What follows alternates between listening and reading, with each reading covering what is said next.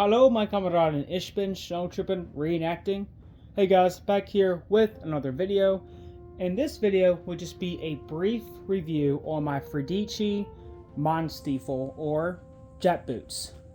These are the early mid-war type, so not the taller ones, but not, of course, not the low boots. So, many of my followers who are seasoned veterans in reenacting will definitely tell you this one piece of advice. When it comes to boots, buy expensive, buy smart, buy right. This is definitely true. You want high quality boots because you don't want to end up having to pay for another pair of boots. And better quality means more comfortable and more sturdy.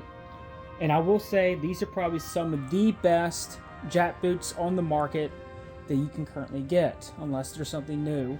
I've been out of the game for a little while.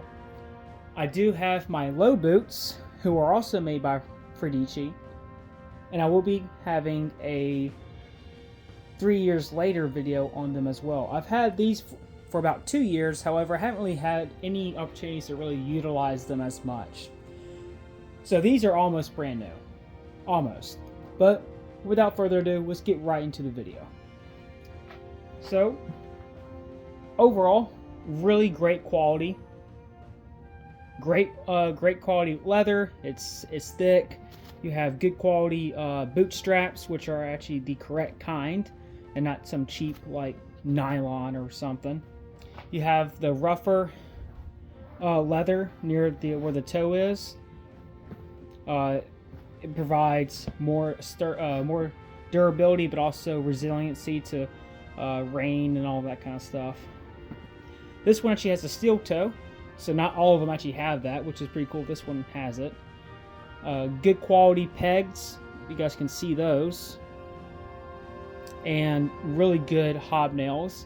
On my low boots, I have worn those a lot, and they still have the hobnails on them. So I would imagine it'd probably be very similar with these. You have the iron heel here. So overall, great start, very sturdy build. And overall, the shape the shape of it is accurate as well. One thing to keep in mind when buying these are built in Europe. And although, of course, you have your right foot and your left foot, I don't know if you guys can see, yeah, you can definitely see. You can tell that there is distinctiveness, right, between the two boots. However, it's not super noticeable.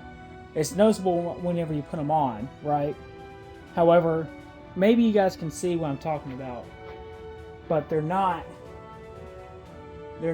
completely different in their shape. Meaning, whenever you put on these boots, they're going to be uncomfortable at first, and it might take a little longer to break them in. So just kind of keep that in mind. But once you do, they're great. They're fine. Just know that the left and right foot shape isn't drastically different. They're just kind of more subtle. But that's just the older fashioned European way of making boots.